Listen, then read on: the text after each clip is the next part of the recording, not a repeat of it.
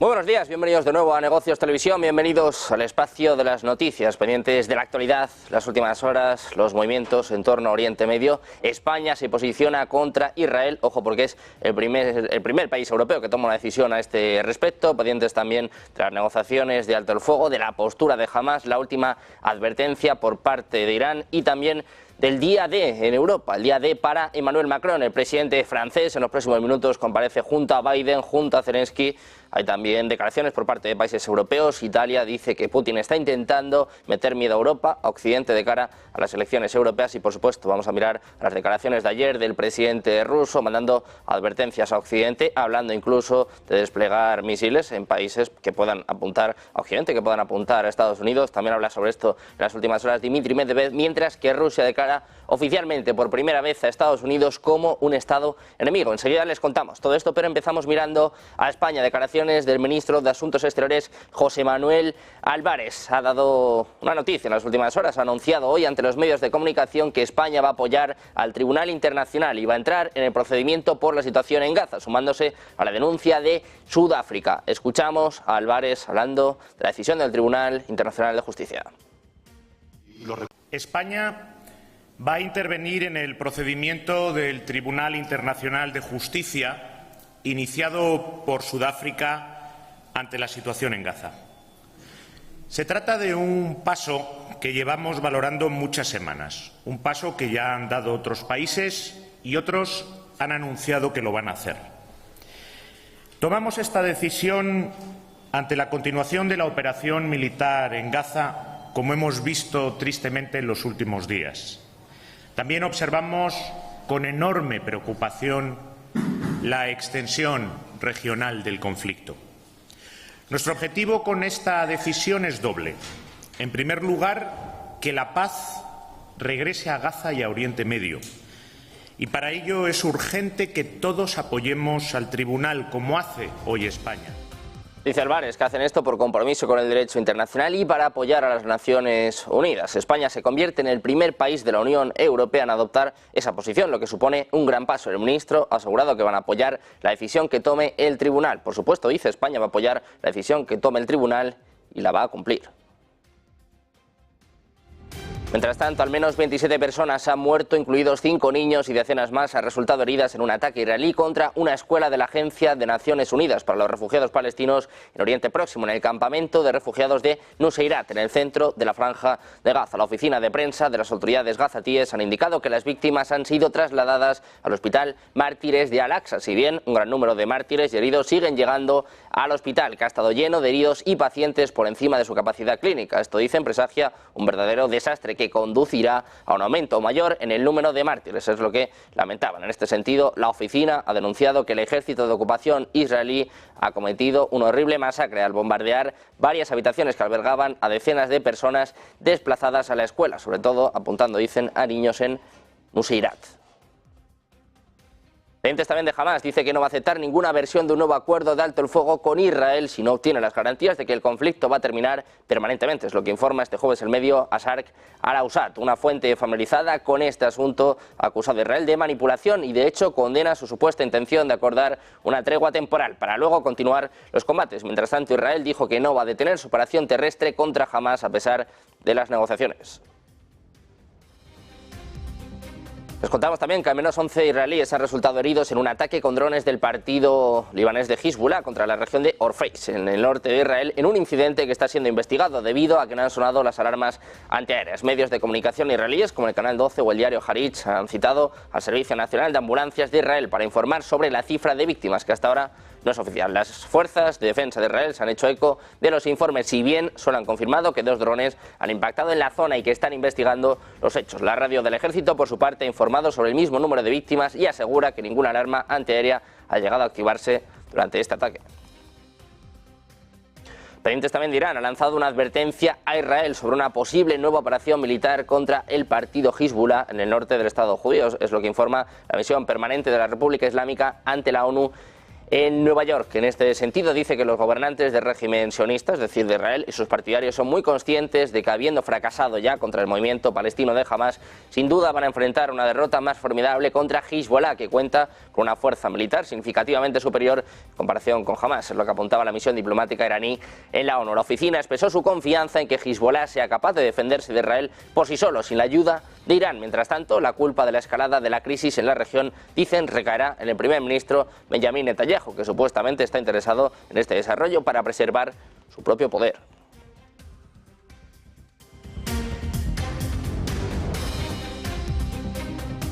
Hablamos también de la Junta de Gobernadores del OIEA. Ha aprobado una resolución redactada por Francia, Alemania y Reino Unido, firmantes del histórico acuerdo nuclear de 2015, dañado por la decisión de Estados Unidos de retirarse del mismo de forma unilateral en 2018. La votación se saldó con 20 votos a favor y 2 en contra. Rusia y China, también firmantes del citado acuerdo. El texto pide a Irán que coopere de forma urgente con el OIEA y condena la ausencia de respuestas creíbles sobre la posible presencia o uso de material nuclear no declarado. Es la primera votación del organismo desde noviembre de 2022 y se produce en medio de un aumento de las tensiones en la región del Oriente Próximo. Hablamos también del Mar Rojo. Les contamos que los hutíes han reclamado 3 ataques contra buques mercantes, 2 de ellos en el Mar Rojo y el otro contra un barco estadounidense en el Mar Arábigo. Dicen que ha sido por haber violado la orden de los insurgentes de no dirigirse hacia Israel en el marco de su apoyo a la causa palestina. Dicen en un comunicado que 2 operaciones en el Mar Rojo han alcanzado a 2 buques. El primero era el Roza y el otro el Vantage Dream, ambos relacionados con compañías que han violado la prohibición de dirigirse a los puertos de la Palestina ocupada. Añaden que la tercera operación ha tenido como objetivo el barco estadounidense Maersk Sheletar, atacado con drones en el este del Mar Arábigo. Es lo que comunica el portavoz de operaciones militares de los hutíes, Yahya Sarea, en X. Pendientes también de Europa, de Italia, dice que el presidente ruso Vladimir Putin intenta asustar a Europa y a Occidente al advertir sobre la potencia del armamento nuclear de Moscú, pero que es parte del juego con motivo de las próximas elecciones europeas. Es lo que apunta este jueves el vicepresidente del gobierno italiano y ministro de Asuntos Exteriores, Antonio Tajani. Dice literalmente que Putin está librando en este momento una guerra híbrida que amenaza y eleva el tono en víspera de las elecciones europeas. Intenta asustar a Europa y a Occidente, pero es parte del juego. Dice Tajani que nosotros debemos ir directamente a la meta, trabajando por la paz y manteniéndonos en nuestro apoyo a Ucrania. Es lo que apuntaba al Canal 5 de televisión. El mandatario ruso, como saben, advirtió este miércoles de que las armas nucleares tácticas de su arsenal tienen de 70 a 75 kilotones de potencia, más del triple que las lanzadas por Estados Unidos en Hiroshima y Nagasaki en 1945.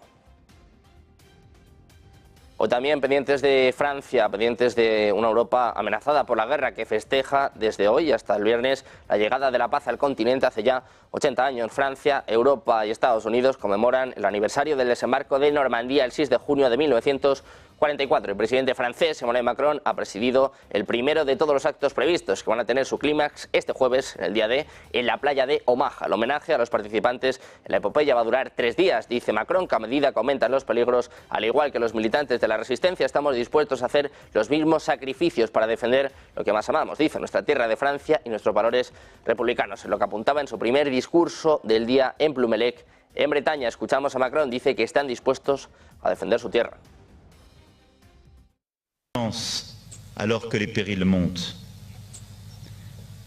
comme les maquisards et les SAS de Saint-Marcel, vous rappelez que nous sommes prêts à consentir aux mêmes sacrifices pour défendre ce qui nous est le plus cher, notre terre de France et nos valeurs républicaines.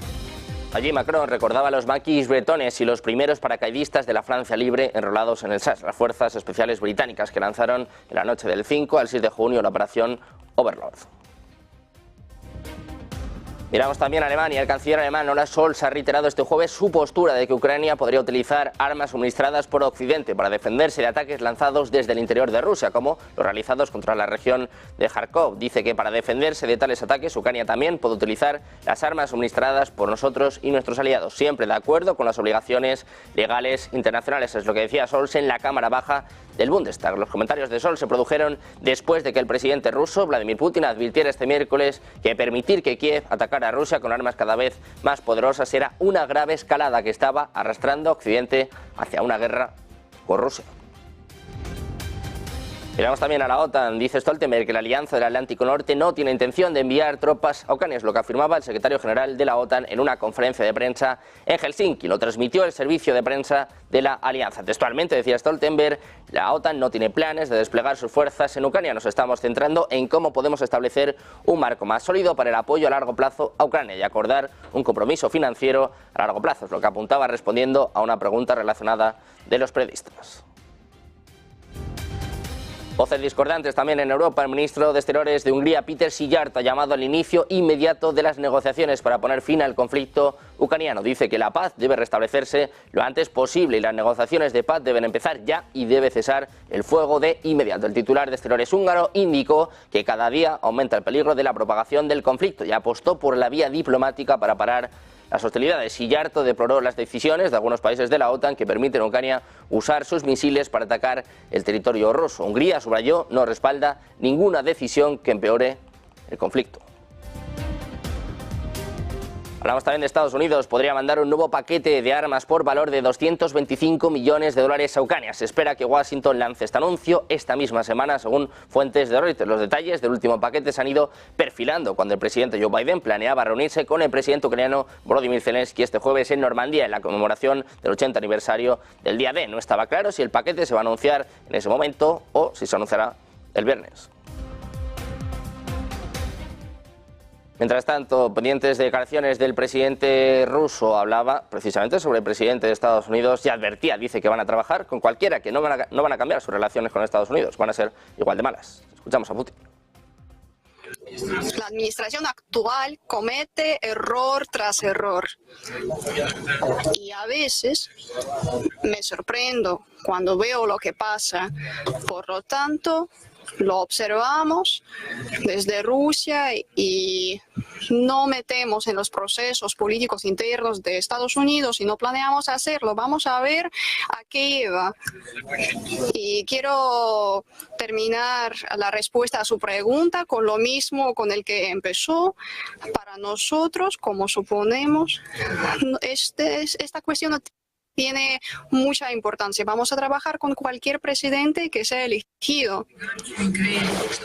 Putin, que hablaba sobre Estados Unidos en medio de tensiones en los lazos con Washington por Ucrania. También hablaba sobre esto el portavoz del Kremlin, Dmitry Peskov, ha calificado a Estados Unidos de Estado enemigo. Los comentarios del secretario de prensa del presidente ruso, Vladimir Putin, se producen después de que el exoficial de inteligencia estadounidense, Scott Ritter, afirmara que se le impidió visitar San Petersburgo y que funcionarios fronterizos le confiscaron el pasaporte. En respuesta, Peskov ha dicho a los periodistas que la última manifestación de la rabiosa campaña para impedir que los estadounidenses se comuniquen con Rusia solo sería comprensible si la medida tuviera alguna conexión con su antiguo estatus de inteligencia. Dice Peskov que ahora somos un país enemigo para ellos, refiriéndose a Estados Unidos, al igual que ellos lo son para nosotros. Es lo que apuntaba Peskov a los periodistas. Por primera vez, Rusia declara a Estados Unidos como un Estado enemigo. Sobre esto hablaba también el presidente ruso, Vladimir Putin, ha advertido a los países occidentales con una respuesta asimétrica en caso de que suministren armas de alta precisión a Ucrania para lanzar ataques contra objetivos en territorio ruso. En una entrevista con responsables de las principales agencias internacionales de noticias, el jefe del Kremlin ha defendido el derecho de Moscú a responder. Apunta que Rusia baraja en particular el suministro de sus armas de precisión de largo alcance a regiones donde estas podrían ser utilizadas para apuntar contra infraestructuras sensibles de los países que arman a Kiev. Escuchamos a Putin. Todos esos ataques están organizados por especialistas occidentales, no tenemos ilusiones acerca de ello. ¿Cuál será nuestra respuesta? Primero, vamos a avanzar nuestros sistemas antiaéreos para destruir cohetes de enemigos. Segundo, ahora estamos pensando si alguien cree posible suministrar tales armas a la zona de conflicto para infligir y lanzar ataques contra el territorio ruso. ¿Por qué Rusia no tiene el mismo derecho de suministrar tales armas a las regiones del mundo desde las cuales se pueden lanzar ataques contra los terceros países? Entonces, nuestra respuesta será Sobre esta respuesta, sobre esta advertencia a Occidente, Estados Unidos, hablaba también el expresidente ruso Dmitry Medvedev. Hacemos una pausa, 2 minutos, y enseguida se lo contamos en Negocios Televisión.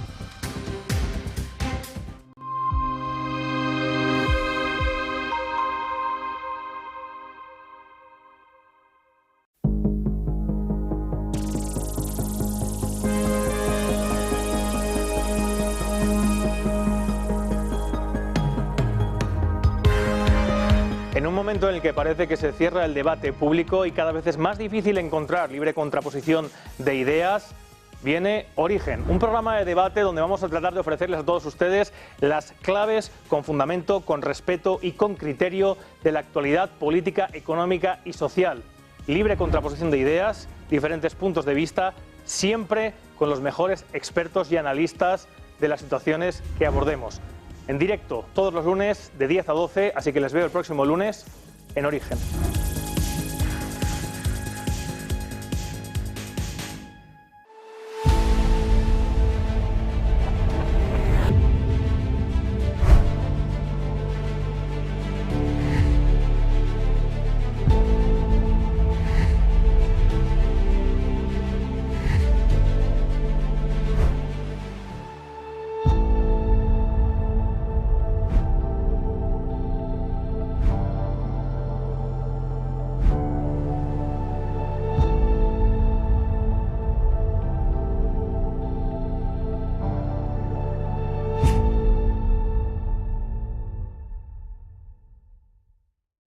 Hola amigos, ¿qué tal? Soy Javier Echeverri.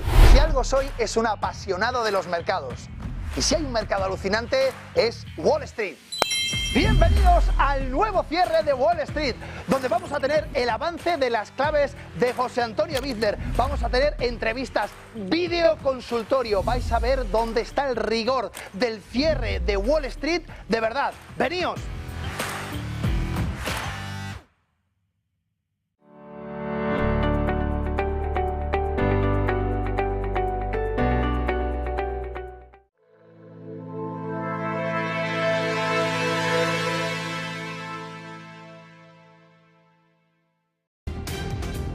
De vuelta ya en Negocios Televisión, pendientes de las últimas horas, pendientes de la nueva advertencia de Rusia a Estados Unidos. El vicepresidente del Consejo de Seguridad de la Federación Rusa, Dmitry Medvedev, ha dicho este jueves que su país puede entregar armas a los enemigos de Estados Unidos independientemente de su estatus político, en respuesta a la decisión del presidente estadounidense Joe Biden de aprobar el uso por parte de Ucrania de armas suministradas por Washington para atacar objetivos dentro del territorio ruso. Decía Medvedev, dejemos que Estados Unidos y sus aliados sientan ahora el uso directo de armas rusas por parte de terceros. Estos individuos o regiones no son nombrados intencionalmente, pero pueden ser cualquiera que considere a Pindostán, un término del argot ruso usado para referirse a Estados Unidos, y dice, y nuestros compañeros sean sus enemigos independientemente de sus creencias políticas y reconocimiento internacional. Su enemigo es Estados Unidos, lo que significa que son nuestros amigos. Es lo que apuntaba el funcionario en una publicación en Telegram. Los comentarios de Medvedev se producen después de que el presidente ruso Vladimir Putin advirtiera que Moscú podría responder de la misma manera a la decisión de Biden.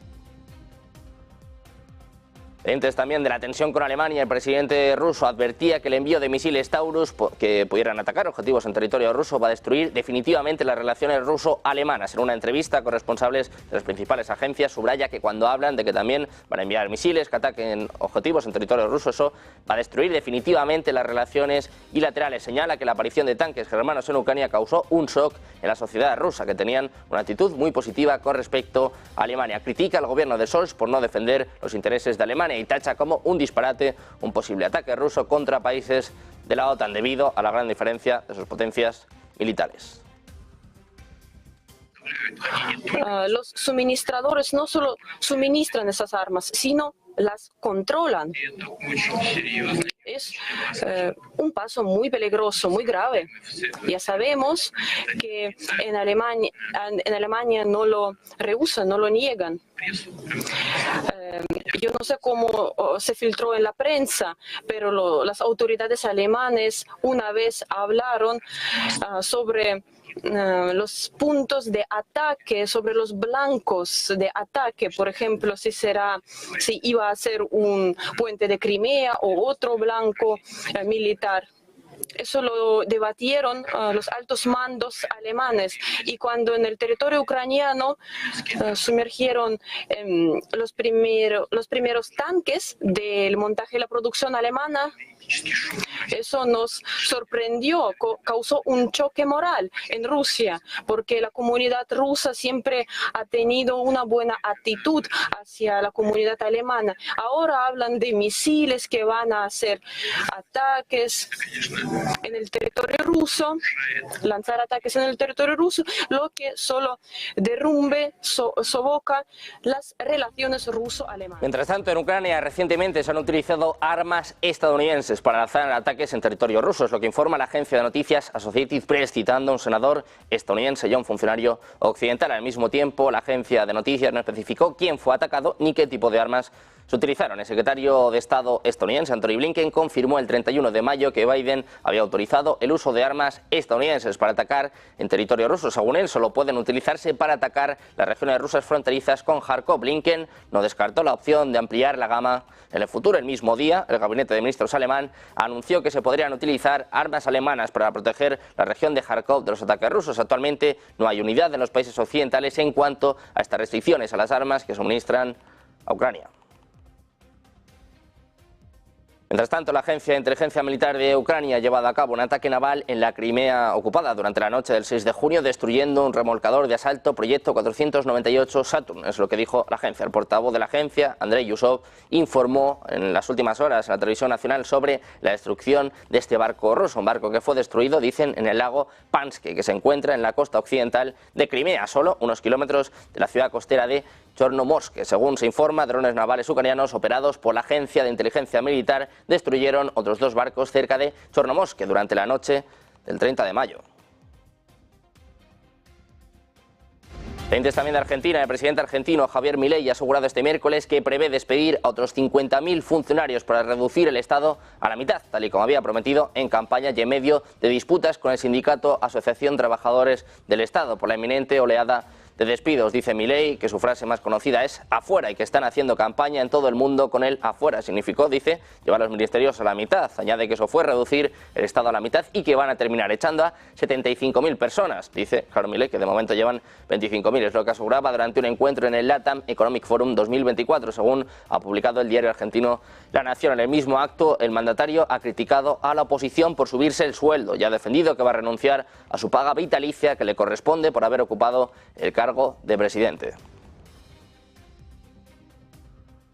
Hoy tenemos además una cita clave, ha llegado el 6 de junio, la cita clave con la política monetaria. El BCE se reúne y, tal y como han ido telegrafiando sus miembros, va a anunciar un recorte de tipos del entorno de 25 puntos básicos. Será la primera bajada desde 2019 y llega después de la publicación de una cifra de inflación de la zona euro ligeramente superior a la esperada, publicada el viernes pasado. Los inversores van a observar de cerca el discurso de la presidenta Christine Lagarde. Los expertos esperan un discurso más agresivo que la medida de recorte. Ayer el que tomó la delantera fue el Banco de Canadá. Bajó este miércoles los tipos de interés en 25 puntos básicos para dejarlos en el 4,75%. Se ha convertido en el primer instituto emisor del G7 en recortar la tasa de referencia, en un movimiento que los mercados ya anticipaban. El organismo dirigido por Tim McClem no solo se ha mostrado confiado en que la inflación está encaminada hacia el objetivo de estabilidad de precios del 2%, sino que además ha asegurado que es razonable que se acometan más ajustes a la baja si la convergencia continúa.